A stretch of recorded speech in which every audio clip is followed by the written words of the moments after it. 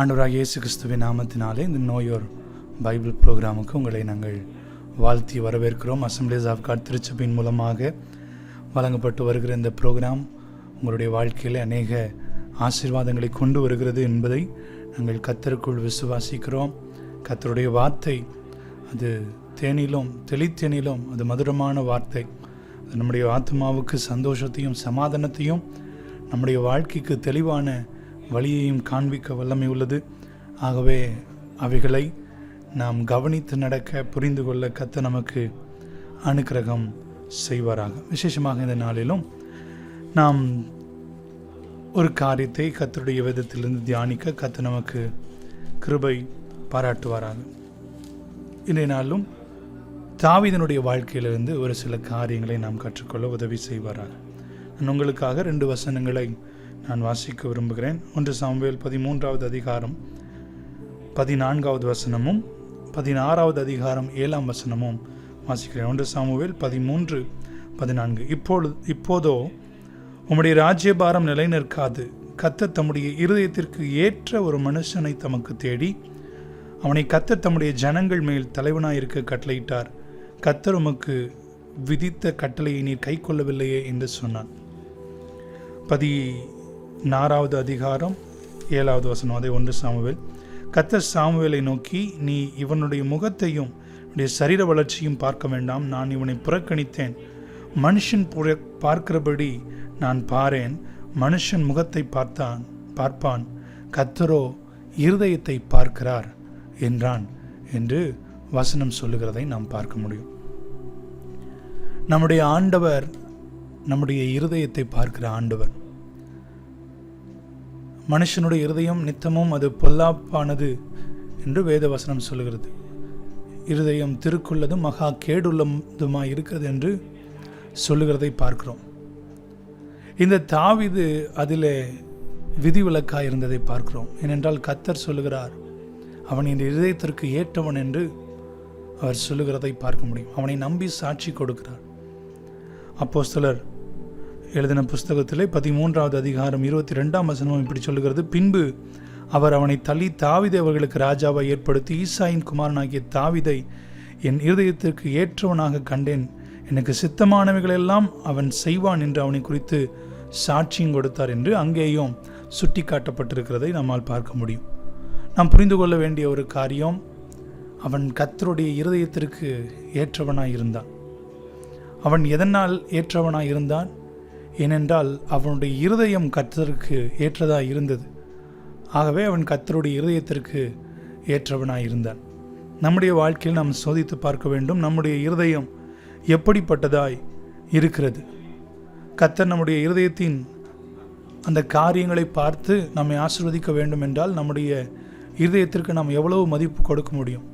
இத்தனை % இருந்தால் தான்ப்பா நான் உன்னை ஆசீர்வதிக்க முடியும். நல்ல எண்ணங்கள், நல்ல காரியங்கள் செஞ்சால் தான் உனக்கு இந்த நன்மை, படிப்பு, ஆஸ்தி, அந்தஸ்து, சொத்து எல்லாம் எப்படின்னு சொல்லி ஆண்டவர் சொன்னார்னா, நம்ம நிறைய பேரனால என்ன பண்ண முடியாது, ஆசீர்வாதமே பெற்றுக்கொள்ள முடியாது. ஆனால் அவருடைய கிருபையினாலே நாம் வாழ்ந்து கொண்டிருக்கிறோம். ஆனால் உண்மையாகவே நம்முடைய இருதயம் அவருக்கு பிரியமாக நடந்து சுத்தமாக இருந்து நாம் காத்து கொண்டால், அவர் தாவீதுக்கு அவர் செய்தது போல நம்மையும் அவர் நினைத்து அவர் ஆசீர்வதித்து நம்முடைய தலைமுறைகளையும் ஆசீர்வதிக்க அவர் உண்மையுள்ள ஆண்டவராக இருக்கிறார். ஆகவே நாம் இந்த நாளில் ஒரு காரியத்தை தியானிக்க போகிறோம். என்ன காரியம் என்றால், ஹார்ட் ஆஃப் டேவிட், தாவீதினுடைய இருதயம். கர்த்தருக்கு ஏற்றவனாய் அவனுடைய இருதயம் மாறுவதற்கு, அவனுடைய இருதயத்தில் அந்த மனுஷன் மாறுவதற்கு அவனுடைய இருதயத்தில் என்ன காரியங்கள் எல்லாம் இருந்தது என்பதை தியானிக்க கர்த்தர் நமக்கு உதவி செய்வாராக. 57வது சங்கீதத்தின் புஸ்தகம் 57 வசனம் 4 - 7 முடிய நாம் வாசிக்கும் பொழுது அங்கே ஒரு காரியத்தை நாம் புரிந்து கொள்ள முடியும். 4 - 7 வரைக்கும் வாசிக்கும் பொழுது 7ஆம் வசனத்தில் இப்படி சொல்லுகிறார், என் இருதயம் ஆயத்தமாக இருக்கிறது தேவனே, என் இருதயம் ஆயத்தமாக இருக்கிறது. எதற்கு? நான் பாடி கீர்த்தனம் பண்ணுவேன் என்று அந்த 7ஆம் வசனத்தில் அவர் சொல்லுகிறதை பார்க்க முடியும். மேலே பார்க்கும்போது என் ஆத்துமா சிங்கங்களின் நடுவில் இருக்குது. ஒரு பக்கம் சிங்கம், இன்னொரு பக்கம் தீயை இறைக்கிற மனுஷன். 4வது வசனத்தில் நம்ம வாசிக்கும்போது இன்னொரு பக்கம் பற்கள், ஈட்டிகள், அம்புகள், கருக்கான பட்டயம், கண்ணி, இவையெல்லாம் என்னை சுற்றி இருக்கிறது.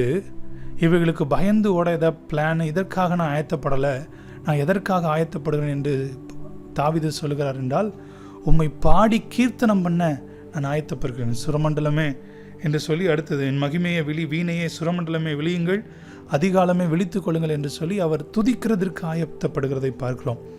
முதலாவதாக தாவீதுடைய இருதயத்தில் இருந்த ஒரு காரியம் ஃபினாமினல் ப்ரைசஸ். அவருக்குள்ளே அப்படிப்பட்ட மிகுந்த கர்த்தருக்கு செலுத்த வேண்டிய உயரிய அந்த துதிகள் எப்பொழுதுமே இருந்து கொண்டதை பார்க்க முடியும். நம்முடைய வாழ்க்கையில் நாம் நம்மை சிந்தித்து பார்க்க வேண்டும். எல்லா நிலைமைகளிலும் நாம் துதிக்கிற ஒரு கூட்டமாய், நபர்களாய் நாம் இருக்கிறோமா என்பதை நாம் உற்று நோக்குவது நமக்கு அவசியமான ஒரு காரியம். அன்றைய நேரத்தில் புலம்புகிறோம், நமக்கு நடைபெறுகிற காரியங்களை நினச்சி புலம்புகிறோம். ஆனால் நாம் துதிக்கிற போது கர்த்தர் விடுதலை தருகிற ஆண்டவராக இருக்கிறார். யோபினுடைய வாழ்க்கையில் பார்க்கிறோம், கர்த்தர் கொடுத்தார், கர்த்தர் எடுத்தார், அவருடைய பரிசுத்த நாமத்திற்கு ஸ்தோத்திரம் என்று சொல்லி யோபு துதிக்கிறதை பார்க்க முடியும். துதிக்கிற ஒரு மனுஷனை ஆண்டவர் அப்படியே விடுகிறதில்லை, அவனை திரும்பமாக கர்த்தர் நிலைநிறுத்துகிறார். பவுலும் சீலாவும் தன்னுடைய சிறைச்சாலை அனுபவத்தில் கர்த்தரை துதிக்கிறார்கள், ஆண்டவர் அற்புதமாய் விடுதலை தருகிறார். இதுதான் தாவீதுக்கும் தன்னுடைய வாழ்க்கையின் எல்லா நிலைமைகளிலும் எக்காலத்திலும் நான் கர்த்தரை துதிப்பேன், அவர் துதி எப்பொழுதும் என் வாயில் இருக்கும் என்று சொன்ன தாவீது அதை செய்தார். அவருடைய வாழ்க்கையில் ஆண்டவர் அற்புதமான ஆசீர்வாதங்களை ஆண்டவர் தந்தார். நம்முடைய இருதயத்திலும் எப்பொழுதும் கர்த்தரை உயர்த்துகிற உண்மையான துதி. எதை சர்ச்சுக்கு போயிட்டு வந்து அப்பப்போ ஏதோ ப்ரேயர் மீட்டிங்கில் பாடுகிற அந்த மாதிரி பாடல்கள் அல்ல, உண்மையாக உள்ளத்தின் ஆழத்தின் ஆண்டவருடைய அன்பை உணர்ந்து அவரை மகிமைப்படுத்தி பாடி கவலைகளிலும் துக்கங்களிலும் சந்தோஷங்களிலும் மகிமைப்படுத்தும் போது கர்த்தர் நம்மை நினைத்து ஆசீர்வதிக்கிற ஆண்டவராக இருக்கிறார். ஆகவே நாம் அறிந்து கொள்ள வேண்டிய ஒரு காரியம், தாவீதினுடைய இருதயத்திலிருந்து முதலாவது ஒரு காரியம், அவரை துதிக்கிற துதி அவனுடைய இருதயத்தில் இருந்ததை பார்க்கிறோம். இரண்டாவது ஒரு காரியம், அதே சங்கீதம் 61:1-2 நாம் பார்க்கிறோம். சங்கீதத்தின் புஸ்தகத்தில், தேவனே என் கூப்பிடுதலை கேட்டு என் விண்ணப்பத்தை கவனியும், என் இருதயம் தொய்யும் போது பூமியின் கடையாந்தரத்திலிருந்து உம்மை நோக்கி கூப்பிடுவேன், எனக்கு எட்டாத உயரமான கண்மலையில் என்னை கொண்டு போய்விடும் என்று தாவீது கர்த்தரை நோக்கி ஜெபிக்கிறதை பார்க்க முடியும். அவன் துதிக்கிறான், ஆனால் எப்பொழுதும் அவன் ஜெபிக்கிற ஒரு நபராகவும் காணப்பட்டான். என்ன காரியம் செய்யினாலும் அவன் ஆண்டவர்கிட்ட சஜஷன் கேட்குறது, ஆண்டவரே நான் இப்படி செய்யவா, நான் போகவா, யுத்தம் பண்ணவா என்று எல்லாவற்றையும் ஆண்டவருடைய சமூகத்தில் அவன் சமர்ப்பிக்கிறதை பார்க்க முடியும். பிள்ளை இப்படி வரான், சவுல் இப்படி எழும்பி வரான், எனக்கு இப்படிப்பட்ட துன்பங்கள் வருகிறது என்று சொல்லி ஆண்டவரிடத்திலே தன்னுடைய எல்லா காரியங்களையும் அவன் ஒரு சப்ளிகேஷனை அவன் சப்மிட் பண்ணுறதை நம்மால் பார்க்க முடியும். நாம் செய்ய வேண்டிய ஒரு காரியம் தாவீதினுடைய இருதயத்தில் இருந்தது போல நம்முடைய இருதயத்தையும் நாம் ஜபத்தினாலே நிரப்ப வேண்டும். என்ன காரியமானாலும் சரி, அது ஆண்டவரத்தில் நாம் ஜபத்தினாலே தெரியப்படுத்த கர்த்தர் நமக்கு என்ன பண்ணுவாராக, கிருபை தருவாராக. இன்றைக்கி நிறைய இடத்துல நமக்கு ஒரு சம்பவம் நடந்துச்சு, ஏதோ பிரச்சனை, வியாதி, வருத்தங்கள் வந்த உடனே நம்ம மருத்துவமனைக்கு போகிறோம், லாயர்ஸ்ட்டை போகிறோம், தெரிஞ்ச மக்கள்கிட்ட போகிறோம், எங்களுக்கு இந்த கடன் பிரச்சனை, கொஞ்சம் காசு தாங்க, இப்படி பல ஆட்களை நோக்கி நாம் தீவிரிக்கிறோம். ஆனால் நம்முடைய இருதயம் இவைகள் எல்லாவற்றிற்கும் முன்பாக ஆண்டவரை நோக்கி பார்க்க கர்த்தர் எதிர்பார்க்க. அதுதான் தாவீதினுடைய இருதயத்தில் இருந்ததை பார்க்குறோம். அவன் ராஜா தான், அவனுக்கு பல சோர்சஸ் இருந்திருக்கும், பல வழிகள் இருந்திருக்கும். ஆனால் அவன் அதை எதையுமே அவன் சார்ந்து கொள்ளவில்லை, ஆண்டவரை சார்ந்து கொண்டான். ஆண்டவரை நோக்கி ஜெபித்தான், ஆண்டவரை நீர் எனக்கு விடுதலை தர வேண்டும். அவனுக்கு நிறைய ஸ்ட்ராட்டஜி யூஸ் பண்ணி அவன் அதிலிருந்து வெளில வந்திருக்க முடியும். ஆனால் அவன் எதையுமே சார்ந்து கொள்ளாமல் கர்த்தரை சார்ந்திருந்தான். கர்த்தர் அற்புதமான விடுதலையும் சந்தோஷத்தையும் உயர்வையும் உடைய வாழ்க்கையில் கட்டளையிட்டதை பார்க்க முடியும். ஆகவே தேவ பிள்ளைகளாகிய நாம் எப்பொழுதும் ஒரு தேவனை நோக்கி ஊக்கமான ஒரு ஜெபம், உணர்வுபூர்வமான ஒரு ஜெபத்தை ஏறெடுக்க கர்த்தர் கிருபை தருவாராக. பேஷனேட் ப்ரேயர், கர்த்தரை நோக்கி அப்படிப்பட்ட ஒரு ஜெபத்தை ஏறெடுக்க கர்த்தர் கிருபை தருவாராக. தாவீதுக்குள்ளே அந்த ஜெபம்தான் இருந்தது. எப்பொழுதும் ஆண்டவரை நோக்கி அந்த உணர்வுபூர்வமான அந்த காரியத்தை ஆண்டவருக்கு அவன் தெரியப்படுத்தினதை பார்க்க முடியும். எப்பொழுதும் உண்மையுள்ள இருதயத்தோடு ஆண்டவரை நோக்கி பார்க்க, உள்ளத்தின் ஆழத்திலிருந்து நோக்கி பார்க்க கர்த்தர் நமக்கு கிருபை தருவாராக. இதுதான் தாவீதுடைய இருதயத்தில் இருந்த இரண்டாவது ஒரு காரியம். மூன்றாவது ஒரு காரியம், சங்கீதம் 37வது அதிகாரம் 31ஆம் வசனத்தை நான் வாசிக்கிறேன்.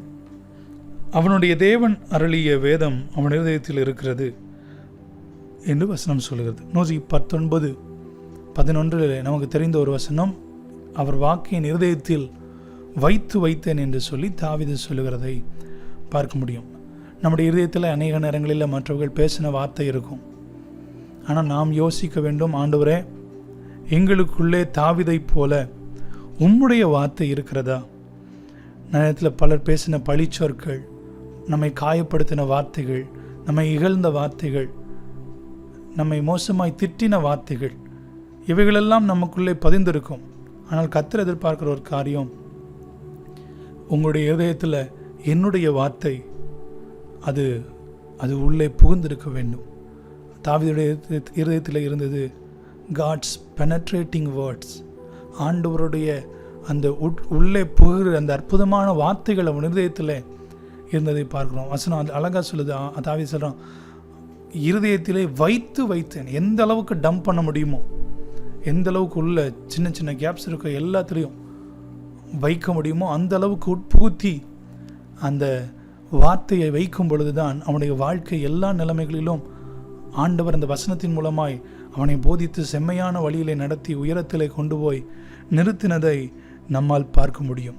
நான் எந்த அளவுக்கு கர்த்தருடைய வார்த்தை நம்முடைய இதயத்திற்குள்ளே செல்கிறதோ அந்த அளவுக்கு நம்முடைய வாழ்க்கையின் போக்கு அது ஆசீர்வாதமாய் அமையும். நம்மை சீர்படுத்தி ஸ்திரப்படுத்தி நமக்கு வாக்கு தந்து தேற்றி நம்மை அவர் அற்புதமாய் நடத்தக்கூடும். ஆகவே எப்பொழுதும் வீட்டில் இருக்கிற பெரியவங்க சின்ன பிள்ளைங்களுக்கு அதிகமாக கர்த்தருடைய வாக்கை அவருடைய இருதயத்தில் பதிக்க கர்த்தர் கிருபை தருவாராக. அதற்காக அதிகமாக ஜெபியுங்கள். அட்லீஸ்ட் பிள்ளைகளை அதிகமாக படிக்க சொல்லி மனப்பாடம் பண்ண சொல்லி அவர்களை நாம் ஊக்கப்படுத்தும் பொழுது கர்த்தர் கண்டிப்பாக அவருடைய வாழ்க்கைகளை ஆசீர்வதிப்பார். ஆண்டவர் சொல்கிறார், அவங்களுடைய இருதய பலகைகள் என்ன பண்ணுங்க, அந்த வசனத்தை எழுதுங்க. நீங்கள் சொல்லி கொடுங்க. உட்காரும் போதும், படுத்திருக்கும் போதும், நடக்கிற போதும் கர்த்தருடைய வார்த்தைகள், கர்த்தர் செய்த அதிசயங்கள் இதெல்லாம் அவங்களுக்கு விவரித்து காண்பீங்க என்று சொல்லி ஆண்டவர் சொல்லுகிறதை பார்க்க முடியும்.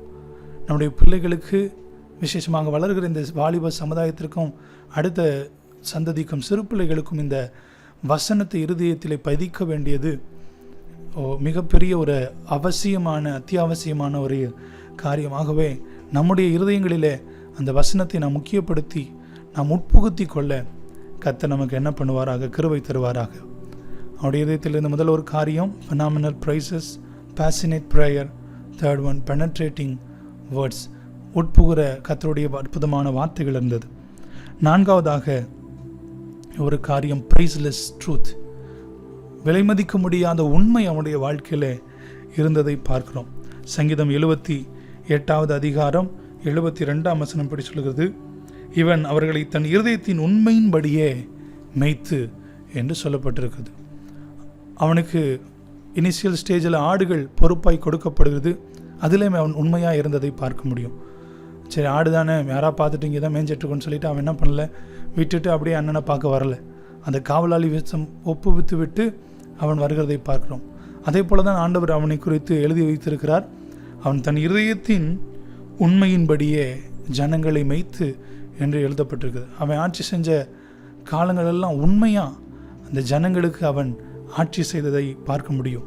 இதிலிருந்து நாம் கற்றுக்கொள்கிற ஒரு காரியம், நம்முடைய வீட்டிலே, வேலை ஸ்தலங்களிலே, சபையிலே, சமுதாயத்தில், எல்லா இடங்களிலும் உண்மையாக இருக்கிற ஒரு இருதயம் பெற்றவர்களாய் நாம் இருக்க வேண்டும். கள்ளங்கபடு, ஒளிவு மறைவு, மாய்மாலம், இப்படிப்பட்ட காரியங்களெல்லாம் ஒழித்து விட்டு உண்மையான வாழ்க்கை நாம் வாழும்போது அந்த இருதயத்தை கர்த்தர் கண்ணோக்குகிறார், ஆசீர்வதிக்கிறார். அப்படிப்பட்ட விலைமதிக்க முடியாத ஒரு உண்மை நம்முடைய வாழ்க்கையில், அந்த நேர்மை நம்முடைய வாழ்க்கையில் இருக்க கர்த்தர் என்ன பண்ணுவாராக, கிருபை தருவாராக. Priceless truth.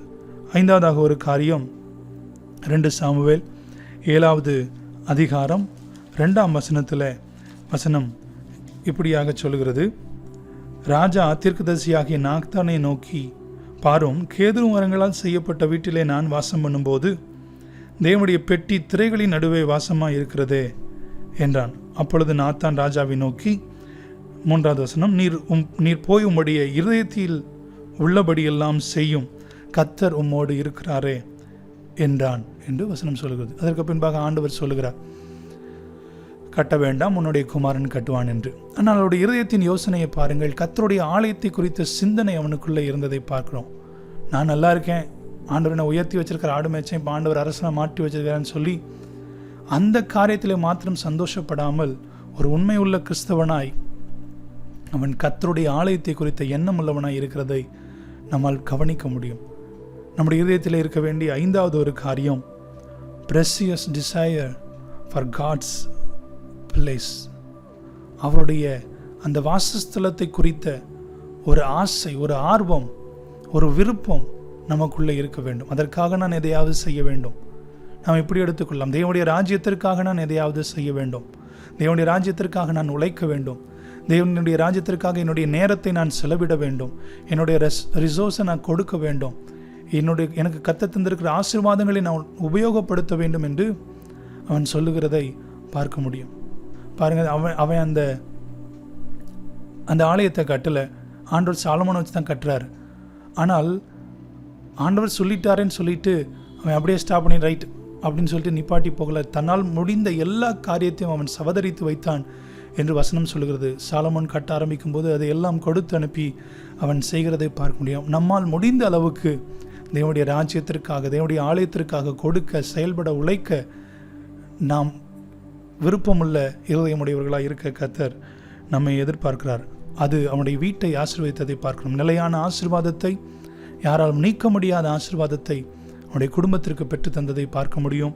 ஆகவே எப்பொழுதும் கர்த்தருடைய ஆலயத்தை குறித்ததான சிந்தை இருதயத்தில் இருக்க கர்த்தர் கிருபை தருவாராக. கடைசியாக ஒரு காரியம், சங்கீதம் 17வது அதிகாரம் 3வது வசனத்தில் வசனம் இப்படியாக சொல்லுகிறது, நீ என் இருதயத்தை பரிசோதித்து ராக்காலத்தில் அதை விசாரித்து என்னை புடமிட்டு பார்த்தும் ஒன்றும் காணாதிருக்கிறீர், என் வாய் மீறாதபடிக்கு தீர்மானம் பண்ணினேன் என்று சொல்கிறதை பார்க்கிறோம்.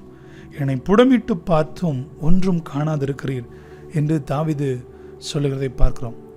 அவனுடைய இதயத்திலே அந்த அளவுக்கு சுத்தம் இருக்கிறதை பார்க்க முடியும். நம்மளை குறித்து யோசனைனா நமக்கே தெரியும் நம்ம எந்த அளவுக்கு நம்முடைய மைண்ட் கரப்டடாக இருக்குது, மோசமாக இருக்குது.